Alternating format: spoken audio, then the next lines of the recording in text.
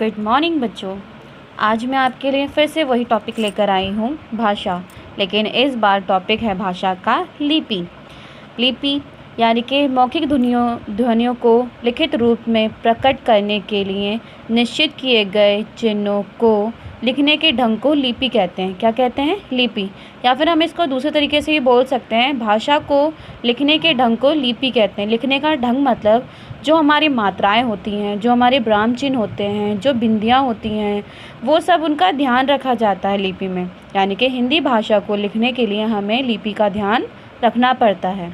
अब इसी में हमारा कुछ है कि कुछ भाषाओं की लिपियाँ इस प्रकार हैं, यानी कि इधर हमारी भाषाएं हैं और उधर उनकी लिपियाँ हैं कि वो किस लिपि में लिखी गई हैं।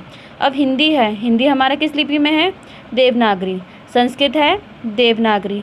पंजाबी गुरुमुखी। गुजराती देवनागरी, ठीक है। मराठी देवनागरी। अंग्रेज़ी रोमन। उर्दू फ़ारसी। अरबी, ठीक है। यहाँ पे जो हमारी भाषाएं लिखी हैं, कुछ भाषाएं हमारी ज़्यादातर देवनागरी में ही हैं और कुछ भाषाएं हमारी चेंज हैं। फिर आता है हमारी मातृभाषा। मातृभाषा क्या है कि बच्चा, अब है हमारी मातृभाषा। मातृभाषा बच्चों वो होती है कि जब बच्चा सबसे पहले जो भाषा अपने घर में सीखता है, अपने माँ बाप से सीखता है, वह भाषा हमारी मातृभाषा कहलाती है। जैसे इसमें लिखा भी है कि बालक अपने घर परिवार से जो भाषा सीखता है उसे मातृभाषा कहते हैं, ठीक है। अब आता है हमारा राज्य भाषा। राज्य भाषा राज्य या प्रशासन की भाषा को राज्य भाषा कहते हैं।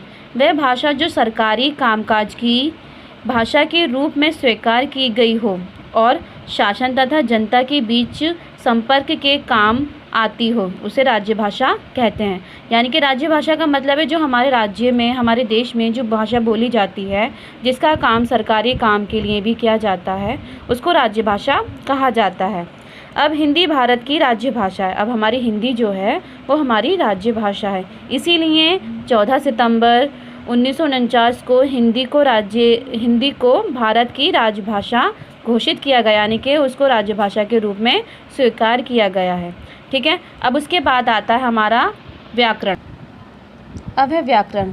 व्याकरण का अध्ययन बच्चों हम किस लिए करते हैं? व्याकरण का अध्ययन हम इसलिए करते हैं ताकि व्याकरण में जो हमारे जो शब्दों में अशुद्धियाँ होती हैं उनको शुद्ध बोलने के लिए, उसका और उनके नियमों का पालन करने के लिए हम व्याकरण को सीखते हैं। यानी कि इसमें लिखा भी है कि व्याकरण वह शास्त्र है जिसके द्वारा किसी भाषा को शुद्ध बोलने, पढ़ने और लिखने के नियमों का ज्ञान कराता है या ज्ञान होता है, उसको हम व्याकरण कहते हैं। और व्याकरण में हम उसी का अध्ययन करते हैं।